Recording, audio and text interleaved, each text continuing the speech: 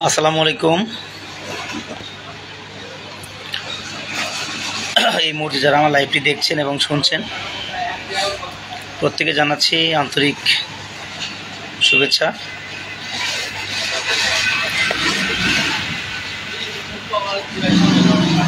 কেউ একজন please comments করে জানাবেন আমাকে ঠিকের মতো আপনারা দেখতে পাচ্ছেন কিনা অথবা কথাগুলো শোনা যাচ্ছে কিনা। একজন প্লিজ কমেন্টস করে জানাবেন।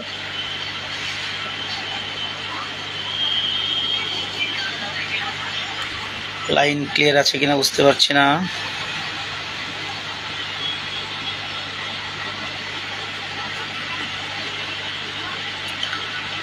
যাক, আমার মনে হয় সব ঠিকঠাক আছে, তো নেটওয়ার্কের কারণে আমি দেখতে পাচ্ছি না কতজন সংযুক্ত আছেন এখন।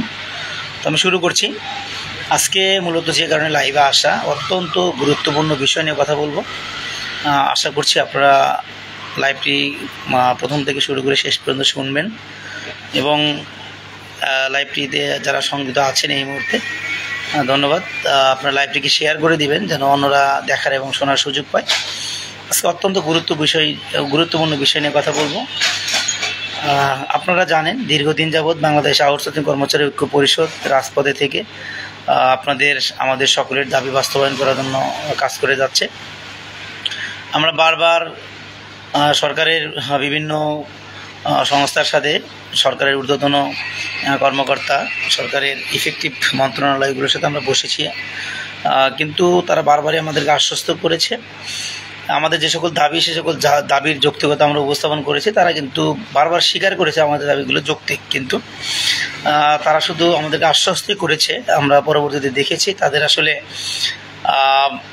যে কথাগুলো তারা আমাদেরকে বলেছে সেই কথাগুলো আসলে বাস্তবায়ন তারা করেনি। যেরকম আমরা আবেদন করেছিলাম বা আমরা তাদের কাছে বারবার দাবি করেছিলাম যে অ্যাটলিস্ট আমাদের যে সকল ভাই বোনেরা চাকরিরত আছে তাদেরকে যেন কোনোভাবে চাকরিচ্যুত করা না হয়, এই বিষয়টি আপনারা নিশ্চিত করবেন এবং যারা চাকরিচ্যুত আছে তাদেরকে দ্রুত চাকরিতে আপনারা পুনর্বহালের প্রয়োজনীয় পদক্ষেপ গ্রহণ করবেন। কিন্তু এখন পর্যন্ত আমরা এরকম কোনো অ্যাটেম্প সরকারের পক্ষ থেকে নেওয়া হয়েছে সেগুলো আমরা আসলে দেখতে পাইনি। পাশাপাশি আমরা আরও কিছু বিষয় বলেছিলাম সরকারকে।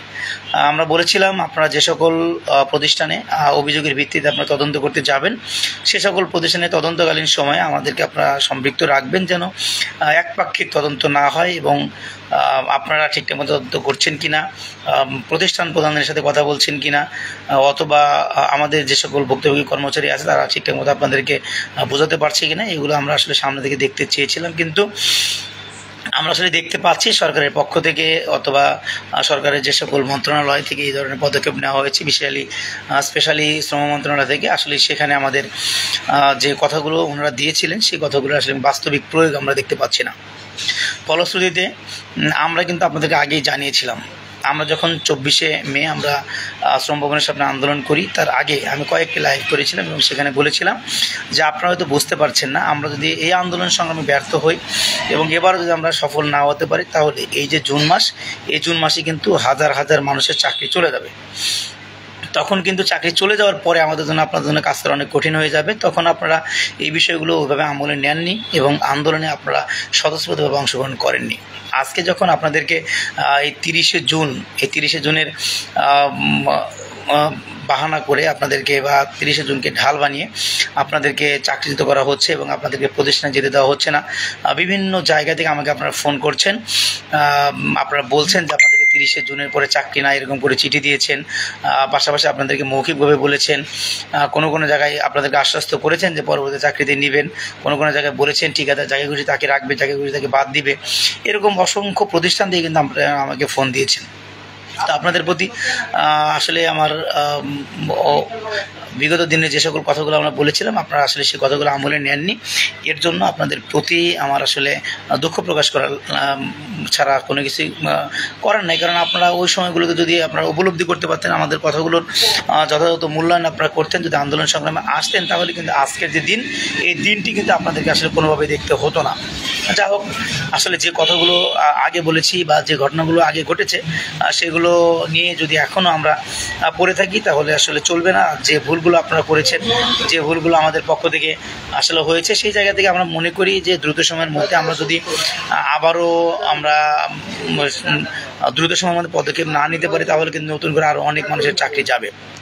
তো আমি আজকে লাইভ থেকে আপনাদের প্রথমে আহ্বান জানাবো, যাদেরকে 30শে জুনের জন্য আপনাকে চাকরিচ্যুত অথবা এই প্রতিষ্ঠান থেকে বেরিয়ে যেতে বলা হয়েছে অথবা আপনারা শঙ্কায় আছেন, তাদের কিছু করণীয় আছে। সেই করণীয়গুলো আপনাদের কাছে আমি স্মরণ করে দিতে চাই।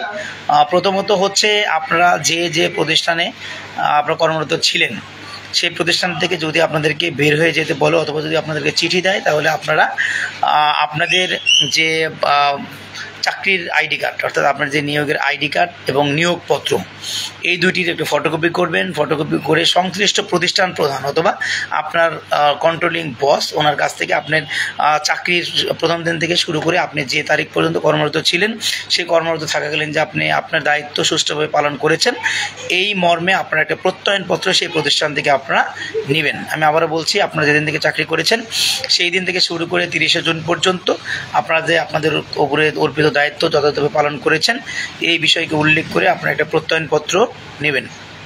আমি আবারও বলছি, কারণ বিষয়টি অত্যন্ত গুরুত্বপূর্ণ। আপনারা হয়তো বুঝবেন না, কিন্তু আমরা যারা কাজ করছি তারা আমি জানি এই বিষয়টি যদি নিশ্চিত করা যায় তাহলে আপনাদের জন্য অনেক সহজ হবে বিষয়গুলো। আপনারা যারা যেদিন থেকে কাজ করছেন সেদিন থেকে শুরু করে আজকে পর্যন্ত যারা কর্মরত ছিলেন, তারা তাদের দায়িত্ব যথাযথ পালন করেছেন, এই মর্মে একটি প্রত্যয়নপত্র আপনার প্রতিষ্ঠান প্রধান অথবা আপনার কন্ট্রোলিং বসের কাছ থেকে আপনারা নেবেন। এর পাশাপাশি আপনাদেরকে আমরা বলতে চাই, আপনারা দেখেছেন আমরা বিভিন্ন প্রতিষ্ঠান এবং বিভিন্ন জেলায় কিন্তু আমরা ভিজিট করছি। আমরা কীভাবে ভিজিট করতে পারছি, ওনারা আমাদেরকে আমন্ত্রণ জানাচ্ছেন যে আপনারা আসলে আমাদের উপকার হতে পারে, আমরা কিন্তু যাচ্ছি। আপনারা দেখেন Kishoreganj Osmani medical Sylhet Osmani medical college হসপিটালে সমস্যা হয়েছিল, আমরা কিন্তু সেখানে গিয়েছি এবং আলহামদুলিল্লাহ সেখানকার সমস্যা আসলে সমাধান করা সম্ভব হয়েছে। সেখানে আমরা যে সকল রাজনৈতিক ব্যক্তিত্ব ছিল তাদেরও আমরা হেল্প নিয়েছি। পাশাপাশি Kishoreganj Nazrul Islam medical college hospital, সেখানে সমস্যা হয়েছিল, আমরা চেষ্টা করেছি সেগুলো সমাধান করার জন্য। আমরা প্রত্যাশা করছি সেগুলো সমাধান করা পসিবল হবে। আমরা যে সকল প্রতিষ্ঠানের সমস্যা হচ্ছে আমরা সেখানে যাচ্ছি। আমরা নিয়মতান্ত্রিক প্রক্রিয়া, অর্থাৎ আমরা জানি যে কিভাবে কথা বললে বা কী এভিডেন্স নিয়ে তাদের সাথে কথা বললে তারা আসলে আমাদের পক্ষে কাজ করার জন্য বাধ্য থাকবেন। অনেকটা সময় আমরা দেখেছি বিভিন্ন প্রতিষ্ঠানে গিয়ে প্রতিষ্ঠান প্রধান বা সংশ্লিষ্ট কর্মকর্তারাও যে তাদের ইচ্ছা করলেই ঠিকাদারি প্রতিষ্ঠানগুলোকে কন্ট্রোলে রাখতে পারে, ঠিকাদারি প্রতিষ্ঠান ইচ্ছা করলেই কর্মচারী বাদ দিতে পারে না, এই বিষয়গুলো কিন্তু তারা আসলে খুব বেশি অবগত না। কারণ তারা হয়তো নীতিমালা অথবা যে সকল শ্রম আইন আছে এই বিষয়গুলো নিয়ে তারা আসলে খুব বেশি রিসার্চ করে না, সঙ্গত কারণে তারা এই বিষয়গুলো ঠিকঠাক মতো প্রয়োগ করতে পারে না। তো আমরা যারা শ্রমিক নেতা আছি, আমরা কিন্তু শ্রম আইন আমরা পড়ি, পাশাপাশি আমাদের যে নীতিমালা আছে সেই নীতিমালা এবং কী বিষয়গুলো তাদের সাথে আলোচনা করলে এবং কী বিষয়গুলো কীভাবে পদক্ষেপ গ্রহণ করলে এই মানুষগুলো কি চাকরিতে ফেরানো যাবে এবং তাদের চাকরি যাবে না, এই বিষয়গুলো নিয়ে কিন্তু আমরা কাজ করছি এবং সেভাবে কথা বলছি, সেভাবে পদক্ষেপ নিচ্ছি। পাশাপাশি আমাদের সবচেয়ে বড় শক্তির যে জায়গা শ্রম সংস্কার কমিশন প্রধান, আমরা কিন্তু ওনার শরণাপন্ন হচ্ছি এবং উনি কিন্তু বিভিন্ন প্রতিষ্ঠানে আমাদের জন্য কাজ করছেন এবং হেল্প করছেন, ওনাদের সাথে কথা বলছেন এবং আমরা দেখছি যে ওনার কথাগুলো কিন্তু খুব বেশি ইফেক্টিভ হচ্ছে এবং উনি বললে আমাদেরকে যখন আশ্বস্ত করেন আমরা কিন্তু অনেকটা সাহস পাই এবং আমরা ওনাকে অনুরোধ করব আগামী দিনগুলোতে যে উনি যেন আমাদের পক্ষে কাজ করে ন্যায়ের পক্ষে কাজ করে যেন আমাদের এই সাধারণ ভাই বোনদের চাকরি যেন না যায় এবং যাদের চাকরি গেছে তাদেরকে যেন আবারও চাকরিতে পুনর্বহাল করা হয়, এই বিষয়টি উনি কাজ করবেন এবং আমাদেরকে বলেছেন যে চাকরি যাওয়ার যে বিষয়গুলো এই বিষয়গুলো নিয়ে উনি অত্যন্ত মর্মাহত এবং উনিও চিন্তিত এবং উনি ভাবছেন যে কী পদক্ষেপ গ্রহণ করলে এই বিষয়গুলো আসলে সমাধান করা যায়। সেই জায়গা থেকে আমরা আপনাদের প্রতি একটা বার্তা দিতে চাই, আপনারা যারা এই মুহূর্তে চাকরিচ্যুত হয়েছেন বা তাদেরকে চাকরি থেকে বের হয়ে যেতে বলা হয়েছে, তারা দ্রুত সময়ের মধ্যে আমাদের দপ্তর সম্পাদক আওলাদ হোসেন ভাইয়ের সাথে যোগাযোগ করবেন এবং পরিষ্কারভাবে আপনাদের সমস্যাগুলো জানাবেন। পাশাপাশি আপনাদের জন্য নির্দেশনা দেওয়া আছে, সেই নির্দেশনাগুলো আলাল ভাই আমাদের আওলাদ ভাই আপনাদেরকে বুঝিয়ে দিবেন এবং ওনারা এবং উনি আপনাদেরকে কিছু নির্দেশনা দিবেন। ওনার কাছে কিছু আবেদনের ফরম্যাট দেওয়া আছে, কীভাবে পদক্ষেপ গ্রহণ করলে আপনাদের চাকরিতে আসলে কীভাবে পদক্ষেপ গ্রহণ করলে আসলে আপনাদের চাকরিতে আসলে ফেরানো যাবে আবারও, এই বিষয়গুলো নিয়ে আমরা কাজ করছি। যাই হোক, আমি লাইভটিকে খুব ছোট করব, আপনাদেরকে আমরা বলবো যে আপনারা দ্রুত সময়ের মধ্যে আপনাদের সাথে যোগাযোগ করবেন আগামী 3 থেকে 4 দিনের মধ্যে, কারণ আমরা সরকারের কয়েকটি মন্ত্রণালয়ের সাথে কথা বলেছি এবং আমরা যে সকল মন্ত্রণালয়ের সমস্যাগুলো হচ্ছে সেই সংশ্লিষ্ট মন্ত্রণালয়গুলোর সচিব মহোদয়ের বরাবর আবেদন করছি এবং তাদের সাথে আমরা সাক্ষাতের জন্য প্রেয়ার দিচ্ছি। তাদের সাথে অচিরে হয়তো আমাদের সাক্ষাৎ হবে, বসার পরিবেশ হবে, আমরা বসে এক একটা মন্ত্রণালয়ের যতগুলো প্রতিষ্ঠানের সমস্যা হবে সবগুলো প্রতিষ্ঠানকে একত্রিত করে সচিব মহোদয়ের সাথে বসবো এবং আমরা চেষ্টা করছি প্রত্যেকটা প্রতিষ্ঠানের যে প্রধান আছে তাদের বরাবর সংশ্লিষ্ট মন্ত্রণালয়ের সচিব মহোদয় আছেন, ওনাদের কাছ থেকে একটি নির্দেশনা আমরা নেওয়ার চেষ্টা করছি। ওনারা যদি সংশ্লিষ্ট প্রতিষ্ঠান প্রধানদের বরাবর একটি নির্দেশনা দেন তাহলে আমরা প্রত্যাশা করি যে সেই সংশ্লিষ্ট প্রতিষ্ঠান প্রধানরা আপনাদেরকে চাকরিতে পুনর্বহাল করতে বাধ্য হবে। প্লাস হচ্ছে যে সকল প্রতিষ্ঠানে নতুন টেন্ডার হবে তারা যেন নতুন টেন্ডার হলেও আপনাদেরকে চাকরিতে পুনর্বহাল করতে বাধ্য হয়, এই বিষয়গুলো নিয়ে আমরা কাজ করছি। যাই হোক, আপনাদেরকে ধন্যবাদ জানাচ্ছি, আপনারা এতক্ষণ লাইভে সংযুক্ত ছিলেন। পাশাপাশি আপনাদের আবারও বলবো, একটা প্রতিষ্ঠান থেকে আপনারা সবাই যোগাযোগ না করে একটা প্রতিষ্ঠান থেকে একজন করে আমাদের আওলাদ ভাই এবং আসেন এবং পাশাপাশি আমার সাথে আপনারা যোগাযোগ করতে পারেন হোয়াটসঅ্যাপে। ফোন কল দেওয়ার খুব বেশি প্রয়োজন নেই, আপনার সমস্যাগুলো আমাদেরকে বলে হোয়াটসঅ্যাপে নক করবেন, আমরা চেষ্টা করছি আপনাদের সমস্যাগুলো সমাধান করার জন্য।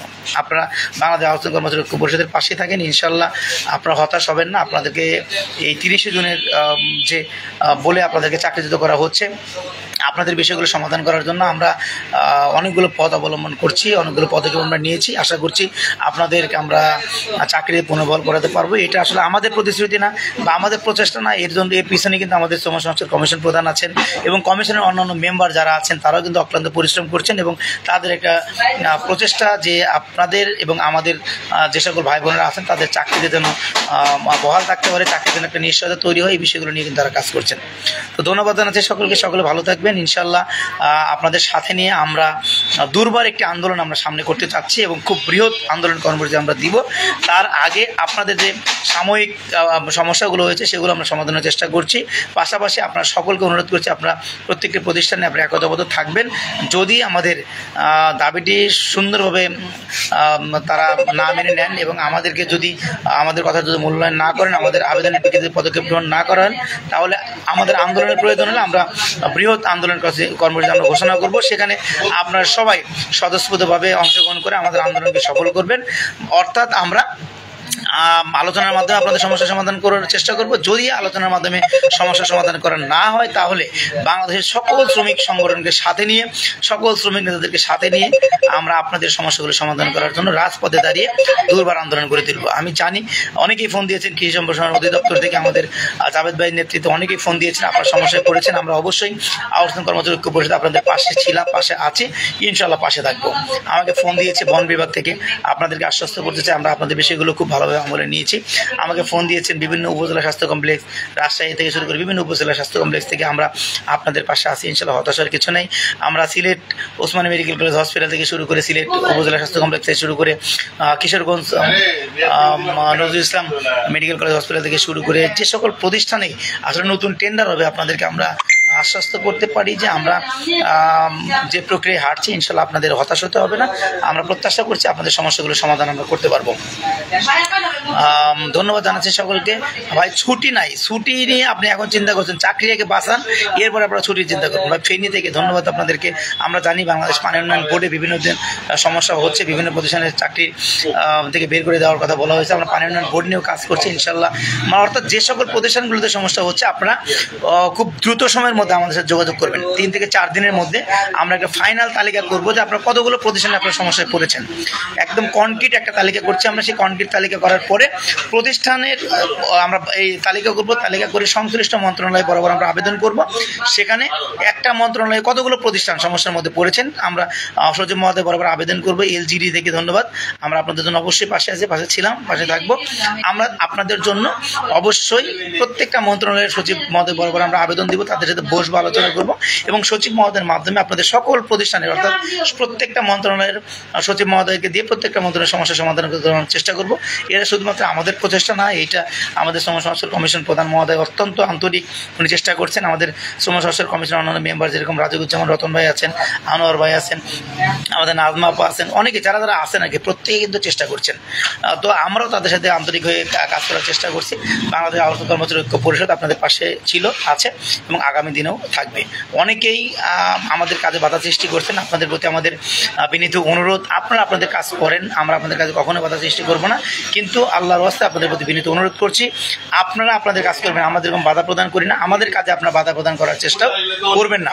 আপনাদের প্রতি আমাদের বিনীত অনুরোধ, আবারও বলছি, আপনারা আমাদের Sylhet Osmani medical college hospital এবং সিলেটের বিভাগীয় মত বিনিময় সভাটি আপনারা পণ্ড করার জন্য সেখানে ফোন কল করে এই অনুষ্ঠান নষ্ট করার জন্য আপনারা অনুরোধ করেছেন বা তাদেরকে নির্দেশনা দিয়েছেন। তারা কিন্তু আমাদের কাছে বলেছে, আপনারা কারা কারা ফোন দিয়েছেন আমি লাইভে বলতে চাই না, তাহলে সারা বাংলাদেশের মানুষ আপনাদেরকে অপমান করবে। আমরা আপনাদেরকে অপমান করতে চাই না, আমাদের কাছে একদম অথেন্টিক প্রুফ আছে আপনারা কাকে ফোন করেছেন।